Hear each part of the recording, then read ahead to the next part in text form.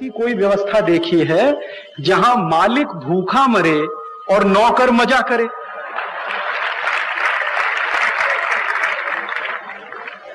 आप बताओ, दुनिया में कहीं आपने ऐसी व्यवस्था देखी कि मालिक तो भूखा मरे और नौकर मजा करे? आप अपने व्यापार में ऐसे किसी नौकर को रखेंगे? आप दुकान चलाते हैं, दुकान में ऐसा नौकर रखेंगे कभी कि नौकर मलाई खाए और मालिक भूखा मर जाए? तो जो देश का मालिक है, जिसको हम वोटर कहते हैं, देश का नागरिक कहते हैं, जो टैक्स देता है, लेजिटिमेट सिटीजन है, नेचुरल बॉर्न सिटीजन है, वो भूखा मर रहा है। और हमारे देश के पुडारियों की पगार पे एक एक व्यक्ति पर 18 कोटी रुपए खर्च हो रहा है। फिर राष्ट्रपति की पगार तो 18 कोटी, उनके नीचे उपराष्ट्रपति, उनकी पगार का खर्च एक बरस का 13 कोटी। एक बार मैंने ये भी माहिती लेने की कोशिश की कि ये लोग काम क्या करते हैं, क्या काम करते हैं? आप पूछो क्या काम करते हैं उनसे। तो राष्ट्रपति का काम है कि लोकसभा से कोई फाइल जाती है उस पर सही करना। तो कितने दिन फाइल जाती है? बरस में 1 महीना बस। क्यों? बाकी दिन लोकसभा चलती ही नहीं, और चलती भी है तो वहां दंगल होता। लोकसभा तो अखाड़े से भी ज्यादा बुरी हो गई, क्योंकि अखाड़े में भी जो दंगल होता उसके नियम कायदे कानून, वहां तो कुछ नियम ही नहीं है, कायदे ही नहीं, कानून ही नहीं। कोई किसी की पैंट उतार रहा है, कोई किसी की खींच रहा है, कोई किसी की खींच रहा है, यही लगा रहता है लोकसभा। और कभी कभी तो ऐसी हालत होती है लोकसभा की कि वो बेचारा जो अपना अध्यक्ष है वो ठक ठक ठक ठक पीटता रहता, कोई किसी की सुनता ही नहीं। लगे जिंदाबाद मुर्दाबाद, ऐसे जैसे गली के चौराहे पे जिंदाबाद मुर्दाबाद करते हैं वो सदन के अंदर। और जब राष्ट्रपति लोकसभा अध्यक्ष बहुत परेशान हो जाता है तो सदन को स्थगित कर देता। तो वो यही तो चाहते हैं कि सदन स्थगित होता रहे और पगार उनको बढ़ती रहे। तो सदन स्थगित हो जाता, फिर काम ही नहीं होता, और ऐसे दिवस लोकसभा में बहुत बर्बाद होते हैं। भारत देश के पूर्व लोकसभा अध्यक्ष, जिनका नाम है पीए संगमा, उन्होंने अभी थोड़े दिन पहले एक पुस्तक छोटी सी लिखी है। उसमें कहा है कि आज से 50 बरस पहले लोकसभा में जितना काम होता था आज उसका 10% भी नहीं होता। 10% काम नहीं है लोकसभा। तो चूंकि लोकसभा में काम नहीं है तो राष्ट्रपति को काम नहीं, लोकसभा काम करे तो राष्ट्रपति को काम हो, लोकसभा काम ही नहीं करती तो राष्ट्रपति को काम, और काम होता भी है तो सिर्फ सही करने। तो सही करने का काम करने के लिए हमने एक नौकर रखा है, उसको 5 लाख रुपए दिवस की हम पगार देते हैं। क्या विचित्र देश है ये। और हिंदुस्तान में जो मालिक है इस देश का, काश्तकार, मजदूर, अध्यापक, विद्यार्थी, आप, मैं, हम सब, जो रोज 8-8 घंटे मेहनत करें, 10-10 घंटे खेती में मेहनत करें, उनको 40 रुपए नहीं मिलता, 50 रुपए नहीं मिलता, 60 रुपए नहीं मिलता। बेचारे 10-10, 15-15 रुपए पे काम करने को तैयार है। कल मैं उरन नाम के गांव में गया, वहां मेरे एक परिचित मित्र हैं निमाड़े से, मैं उनसे बात कर रहा था। तो उन्होंने कहा, राजीव भाई, हमारे गांव की तो परिस्थिति ऐसी है कि बहनें, महिलाएं पूरे दिवस खेत में काम करें तो भी 25 रुपए नहीं मिलता उनको। तो हमारे देश का काश्तकार दिवस भर खेती में काम करे, मर जाए तो उसकी पीठ टूट जाए, क्योंकि जब वो खेती करता है, धान की खेती करे तो उसकी पीठ टूट जाती है, झुके झुके झुके झुके धान की रोपाई करनी पड़ती है। वो काश्तकार को दिवस में 25 रुपए भी न मिले और राष्ट्रपति को सिर्फ सही करने के लिए दिवस का 5 लाख रुपए खर्च। ये व्यवस्था अपने देश में। और राष्ट्रपति महोदय जिस घर में रहते हैं वो घर कैसा? 350 कमरे एक घर में। शिवाजी महाराज का महल भी नहीं था ऐसा, तो 350, किसी राजा का महल नहीं था 350 का। राष्ट्रपति के महल में 350 कमरे। मैंने एक दिन उनको कहा, मेरे कुछ मित्रों को जो पुडारी हैं, कि राष्ट्रपति 2 पति पत्नी हैं बस, एक पति और एक पत्नी, और तो कोई है नहीं घर में। तो ये 2 लोग 350 कमरे में रहते कैसे हैं? आप मुझे जरा ये समझो, कैसे रहते? कुछ हिसाब ही नहीं बैठता उसका। मैंने एक दिन ये सोचा कि वो एक दिवस या एक रात एक कमरे में सोएं, दूसरे दिवस दूसरे कमरे में सोएं, तीसरे दिवस तीसरे कमरे में सोएं, तो भी 1 बरस के बाद पहले कमरे का नंबर आएगा। 1 बरस के बाद, क्योंकि 1 बरस में दिन 365, 15 दिवस छुट्टी के निकाल दो। हालांकि राष्ट्रपति की छुट्टी उससे ज्यादा है, 3 महीने की छुट्टी है उनकी, तो मैं तो 15 दिवसीय की बात करता हूं, तो 15 दिवस छुट्टी के निकाल दो, हर दिवस वो एक कमरे में सोए तो भी 350 कमरे का हिसाब कुछ समझ में नहीं आता। वो रहते हैं उतने बड़े घर में। हो सकता है राष्ट्रपति बनने के पहले उनके पास 2 ही कमरे का घर हो, लेकिन राष्ट्रपति बनने के बाद, माने हमारा नौकर बनने के बाद, उनको आलीशान महल मिलेगा।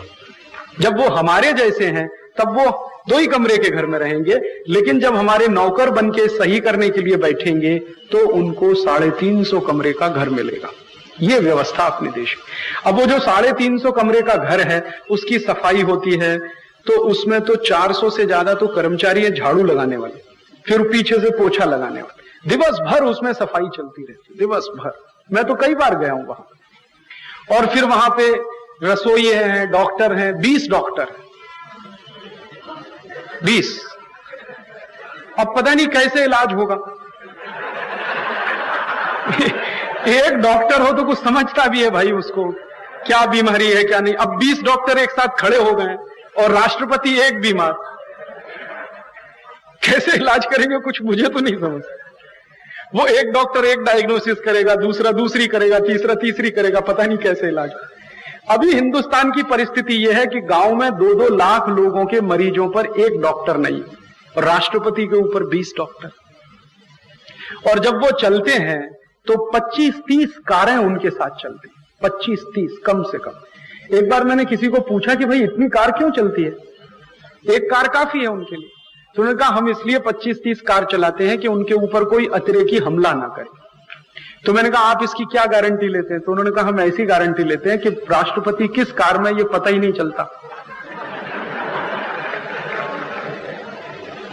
तो एक ही कार में वो बैठते हैं, बाकी सब खाली होती, सिर्फ ड्राइवर रहता, आगे पीछे लाइन से चलती है। एक में वो बैठते हैं, बाकी खाली चलती है। तो वो जब चलती हैं तो उनके डीजल पेट्रोल का खर्च वो अलग से है। तो कुछ समझता नहीं अपने को, तो ये क्या चलता है अपने लिए। फिर उपराष्ट्रपति है, उनको तो बरस का खर्च 13 कोटि का, उनका तो कुछ भी काम नहीं। राष्ट्रपति तो भी सही करते, उपराष्ट्रपति का तो वो भी काम नहीं। एक बार मैंने किसी को पूछा ये उपराष्ट्रपति क्यों बनाए आपने, काम तो कुछ है नहीं। तो वो कहते हैं कि राजीव भाई राष्ट्रपति मर गए तो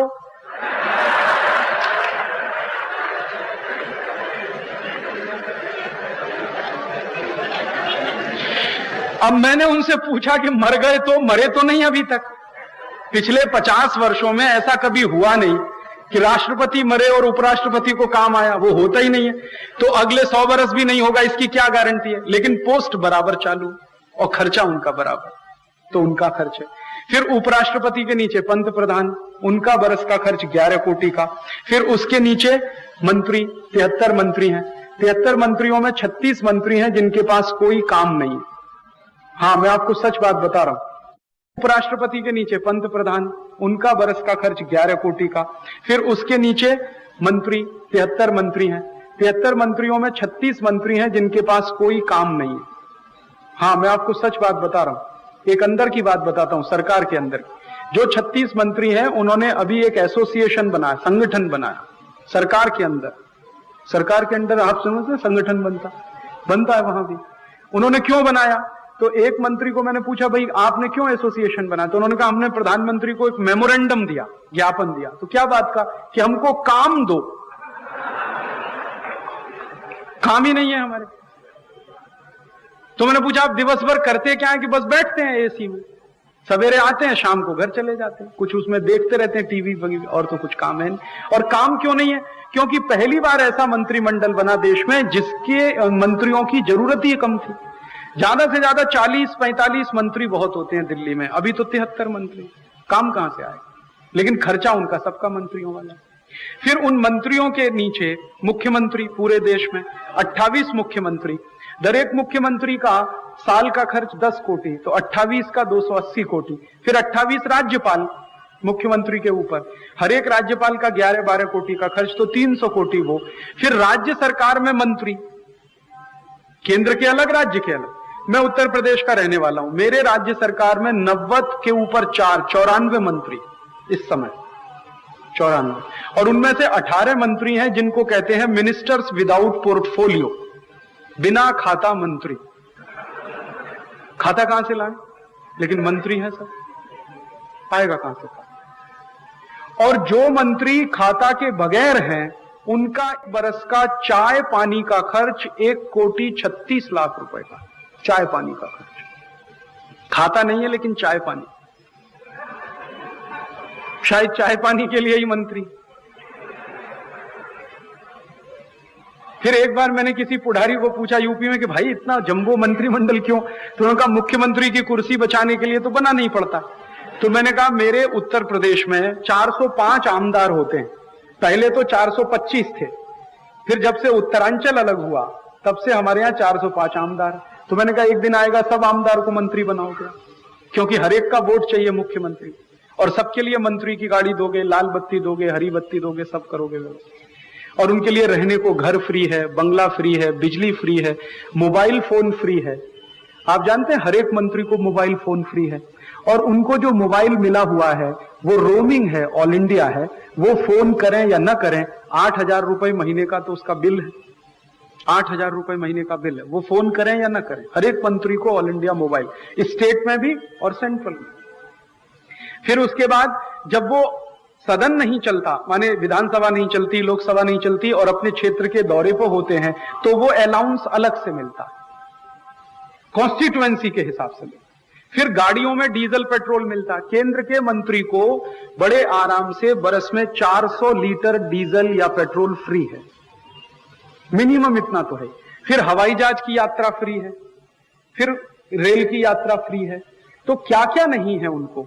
एक एक घर के मंत्री को मैंने देखा 5-5 एकड़ में घर बना हुआ है, 5 एकड़, और उसमें वो भाजी करते हैं और भाजी भी बाजार में बेचते हैं, उसकी भी कमाई कर लेते हैं। आप हंसिए मत, मैं आपको सच्ची बात बोल रहा हूं। दिल्ली में कई मंत्रियों के घर में मैंने देखा वो भाजी पाला करते हैं और बाजार में बेच के उसका भी नफा लेते हैं, क्योंकि 5 एकड़ का प्लॉट है, क्या करेंगे उसमें, रह तो सकते नहीं, तो उसमें खूब करते हैं, तो उसमें से कमाई करते हैं। तो ये परिस्थिति है। फिर एक दिन मैंने क्या किया कि इसके ऊपर 800 खासदार अपने देश में, और 800 खासदार के ऊपर 4,025 आमदार पूरे देश में, हर एक खासदार का एक महीने का खर्च 1,00,000 रुपए। और ये जो पगार बाढ़ हुआ ना अभी 15-20 दिवस पूर्व, 3 पट पगार बाढ़ किया, तो पगार बाढ़ के बाद अब खासदार का महीने का खर्च हो जाएगा 3,00,000 रुपए। अभी तक 1,00,000 रुपए महीने था, 3,00,000। अब आप देखो ये चतुराई क्या है। आप अगर अखबार पढ़ोगे तो उसमें खबर ये है कि पहले उनको पगार थी 4,000 रुपए मासिक, अब 12,000। ये तो बेसिक है, इसके ऊपर बहुत कुछ होता है। ये तो आपको मुझको मूर्ख बनाने के लिए बेसिक सैलरी है। इसके अलावा जो उनको दिया जाता है, उनके डिपार्टमेंट के, उनके सेक्रेटरी के, उनके असिस्टेंट के नाम पर, उनके पूरे ऑफिस के नाम पर, फिर उनको बिजली के खर्चे के नाम पर, पानी के खर्चे के नाम पर, घर खर्चे के नाम पर, फिर हवाई जहाज की यात्रा, वो सब मैंने एक बार जोड़ा तो एक खासदार का महीने का औसतन खर्च 1,00,000 रुपए, और अब पगार बाढ़ के बाद हो जाएगा 3,00,000 रुपए। अच्छा, अब 3,00,000 रुपए खासदार की पगार हो गई, माने खर्चा 1 बरस का, तो भी खासदार संतुष्ट नहीं, कहते हैं अभी और बढ़ाओ इसको। हमारे देश में एक खासदार हैं, उनका नाम है राजीव शुक्ला, और राज्यसभा में अभी खासदार हुए हैं थोड़े दिवस पूर्व। तो उन्होंने अभी थोड़े दिवस पूर्व कहा कि ये 3,00,000 रुपए मासिक जो हमारा खर्चा है ये कम है। तो उसको किसी ने पूछा कितना होना चाहिए, तो उसने कहा 12,00,000 होना चाहिए कम से कम। तो फिर उनको पूछा गया भाई 12,00,000 रुपए महीने का आप ऐसा कौन सा काम करते हैं जो आपको इतना मिलना चाहिए? तो उन्होंने कहा अमेरिका में मिलता है इतना। तो अमेरिका चले जाओ, फिर यहां क्यों हो हिंदुस्तान? जाओ अमेरिका, हमने तो नहीं रोका है आपको, ले लो वहां का वीजा, चले जाओ। और अमेरिका में तो उल्टी हालत है, अभी जो गए हैं उन्हीं को पीट पीट के भगा रहे हैं अभी। तो अमेरिका में 12,00,000 रुपए मासिक है, और वो तब है जब उनकी इकोनॉमी का स्केल और हमारी इकोनॉमी के स्केल में जमीन आसमान का फर्क है। अमेरिका का 1 साल का बजट हिंदुस्तान के 10 साल के बजट के बराबर है। तो जब उनका 1 साल का बजट 10 साल के हमारे बजट के बराबर है, उस बजट में वो 12,00,000 रुपए महीने देते हैं। लेकिन एक माहिती मैं आपको देना चाहता हूं, वो ये, अमेरिका के किसी भी खासदार को ना तो मुफ्त में मोबाइल फोन मिलता है, ना मुफ्त में हवाई यात्रा करने को मिलती है, ना मुफ्त में रहने को घर मिलता है, ना मुफ्त की बीज मिलती है, ना मुफ्त का पानी मिलता है। उनको उतना ही टैक्स देना पड़ता है जितना दूसरे लोगों को देना पड़ता है। हमारे खासदार ये भूल जाते हैं जब ये कहते हैं, और अमेरिका ही क्यों, दुनिया के किसी भी देश में किसी भी खासदार को मुफ्त में मोबाइल फोन नहीं मिलता। ब्रिटेन में आप चले जाइए, ब्रिटेन में जितने भी एमपीज हैं हाउस ऑफ कॉमन्स के या हाउस ऑफ लॉर्ड्स के, सबको किराए के घर में रहना पड़ता है या अपने घर में रहना पड़ता है। सरकार किसी को घर नहीं देती, गाड़ी किसी को नहीं देती, भत्ता किसी को नहीं देती। हमारे ही देश में है ये व्यवस्था। तो इतनी भयंकर पगार का खर्च अपने देश का, और ये खर्चा कितना है, मैंने एक बार ये सब खर्चा जोड़ा, राष्ट्रपति से लेकर और नीचे हिंदुस्तान में म्युनिसिपल कॉरपोरेशन के कॉरपोरेटर तक पगार का खर्च एक बार मैंने जोड़ा। फिर बाद में मुझे लगा कि सरपंच को भी इसमें शामिल करूं, क्योंकि अब उनको भी पगार मिलने लगी है। तो 5,76,000 सरपंच हैं पूरे देश में, तो उनका भी खर्च मैंने जोड़ा, तो एक बरस के पगार का ही खर्च 87,000 कोटि रुपए एक बरस का। और ये जो 87,000 कोटि रुपए पगार के ऊपर खर्च होता है, वो हमारे देश की गरीबी का सबसे बड़ा कारण है। आप पूछोगे क्यों? आप सीधे से हिसाब जोड़ लो ना। अगर ये 87,000 कोटि बरस में खर्च नहीं होता, सीधे लोगों में बांट दिया जाता, तो भी एक एक व्यक्ति को इस देश में 8,700 रुपए बड़े आराम से बरस में मिल सकता। नहीं करते हम, व्यवस्था ही नहीं चलाते, ना हमें संसद चलानी है, लोकसभा ना विधानसभा। बंद कर दो ये सब, क्योंकि आप चलाते हो हमारे लिए और हमारा ही काम होता नहीं, पगारवाड़ होती रहती। जब संसद में पगारवाड़ का विधेयक आता है, सब खासदार एक बाजू में हो जाते, कोई उस दिन विपक्ष नहीं होता, सब सत्ता पक्ष में आ जाते। और पगारवाड़ का विधेयक 3 मिनट में पारित होता है, बस 3 मिनट में। और मुझे इस बार इतना खराब लगा कि इसी वर्ष हिंदुस्तान में भूख से सबसे ज्यादा लोग मर रहे हैं, और इसी वर्ष अपने पुडारी पगारवाड़ में लगे हुए हैं। सबसे ज्यादा दुख की बात है अपने देश में। और दुख ही नहीं, शर्म आती है मुझे मेरे देश के पुडारियों। यही देश है जिसको भारत हम कहते हैं। 50 वर्ष पूर्व इस देश में ऐसे पुडारी होते थे जो देश के लिए सब कुछ दे सकते थे, घर में जो है वो भी निकाल के दे सकते। आप उन पुडारियों के नाम गिन लो। लोकमान्य तिलक, हमारे देश में सुभाष चंद्र बोस, भगत सिंह, चंद्रशेखर आजाद, तात्या टोपे, झांसी की रानी लक्ष्मीबाई, नाना फडणवीस, सावरकर, महात्मा गांधी, ऐसे ऐसे आप लिस्ट बनाते जाओ, एक एक पुडारी का नाम लेते जाओ। चाफेकर बंधु, ये जितने भी नाम आप लेना चाहो ले सकते हो। इन सभी नाम लेने वालों के नेताओं के चरित्र लगभग क्या थे कि वो देश के लिए कुछ भी कर सकते थे। अपना घर देना हो तो घर दे सकते थे, बच्चों को दांव पर लगाना हो तो बच्चों को दांव पर लगा सकते थे, नौकरी छोड़नी हो तो नौकरी छोड़ सकते थे, धंधा छोड़ना हो तो धंधा छोड़ सकते थे, और किया है उन्होंने। आप जानते हैं सुभाष चंद्र बोस तो आईसीएस में टॉपर थे, और अंग्रेजों की सरकार में आईसीएस टॉप करना कोई मजाक बात नहीं थी। हिंदुस्तानियों को तो प्रवेश नहीं मिलता, और उन्होंने अंग्रेजी लड़कों को पीछे छोड़ते हुए खुद टॉप किया था। वो बहुत बड़े पद पर नौकरी के लायक थे, लेकिन टॉपर होने के बाद भी नौकरी छोड़कर उन्होंने आजाद हिंद फौज बनाई थी, सब छोड़ दिया। भगत सिंह, चंद्रशेखर आजाद बहुत अच्छे घर के बच्चे थे, चाहते तो करोड़ों रुपए कमा सकते थे, व्यापार कर सकते थे, लेकिन छोड़ दिया सब। चाफेकर बंधु भी ऐसे ही थे। हमारे देश में सावरकर की कोई कमी थी क्या योग्यता में? महात्मा गांधी की योग्यता कुछ कम थी क्या? बहुत बड़ी डिग्री थी उनके पास, बैरिस्टर थे, करोड़ों करोड़ों रुपए कमा सकते थे। लोकमान्य तिलक को देखो, लोकमान्य तिलक के पास बार एट लॉ की डिग्री थी, वो चाहते कोटिपति बन सकते थे, लेकिन इन सब ने देश के लिए सब कुछ न्योछावर किया, अपनी जान तक दी। पैसा तो कुछ भी नहीं होता, पैसा दान तो कोई भी कर सकता है, अपनी देह का दान करना, अपनी जान देना, अपनी कुर्बानी देना, ये तो ऊंची बात है। वो सब करने की मान्यता रखने वाले पुडारी वो एक बाजू में, और आजकल के हरामखोर पुडारी दूसरे बाजू में। आजकल के पुडारियों को तो कहीं से मौका मिल जाए तो जोंक की तरह से चिपकते हैं, और खून जब तक अंतिम बूंद बाकी है आप में तब तक चूसते रहते हैं। ऐसे हैं सब, कहीं मौका मिल जाए। देखो आप, एक तो पगार में पैसा लेते हैं भरपूर, भत्ते मिलते हैं, वेतन मिलता भरपूर, फिर यही पुडारी रिश्वत भी लेते हैं अलग से। आप छोटे से छोटा काम लेके जाओ, अकोला में कहीं पर किसी मोहल्ले में एक हैंड पाइप लगाना है, और मैं आपको चैलेंज देकर बोलता हूं आप ले जाओ कि हमें एक हैंड पाइप लगाना, बिना पैसे के आपका काम हो जाए तो आप मुझे बता देना, छोटे से छोटा काम।